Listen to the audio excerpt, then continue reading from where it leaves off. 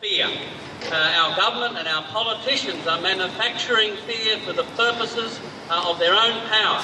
And so to have courage is to stand firm in the face of fear, because they are using fear to scapegoat vulnerable people, refugees, Indigenous people, people who don't have the kind of voice that we have.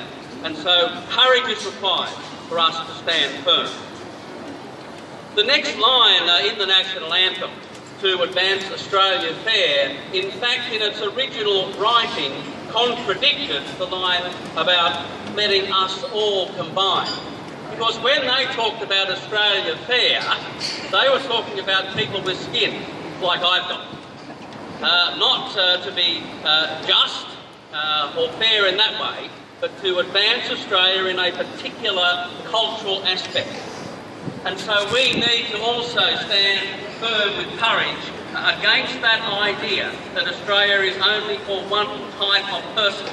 And we need to stand together with courage to say it is for people of all skin colours, all ethnic backgrounds, all religions.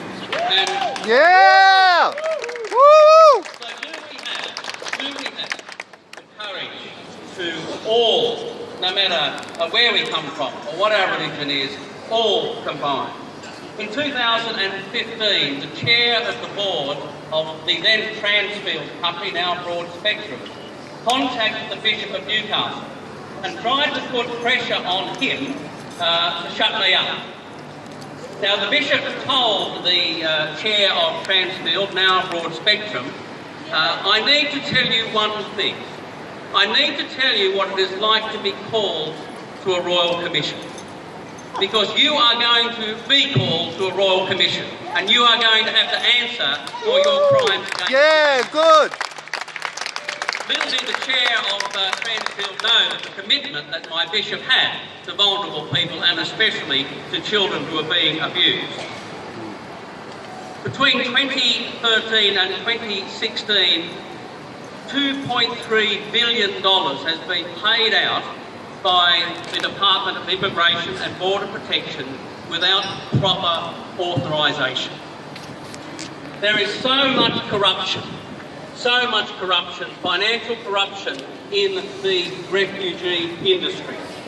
That is why the government has just paid out $70 million to the Manus Island detainees, plus $24 million worth of court costs. Not because they are generous people. There is nothing altruistic about this payment. It is so that the case did not go to court, and in court that the truth was revealed. They don't want the truth revealed about this corruption, but they also don't want the truth revealed about how we are denying human rights, how we are abusing the most vulnerable people. And the Australian taxpayers will continue to pay out these figures in compensation for the crimes we have committed. There have been some among us who have been voices crying out in the wilderness. But generally speaking, the Australian people have been silent as these crimes have been committed in their name, and they will continue to have to pay for their silence. So how do we combine with courage?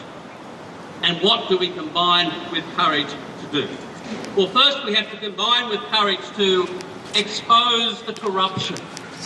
Not just the financial corruption, of which there is an extraordinary amount, but we have to combine with courage to expose the corruption of our corporate being, our corporate soul. Because every time we diminish another human being, we diminish ourselves. And we need courage. We need courage to all combine to advance Australia. Thank you so much.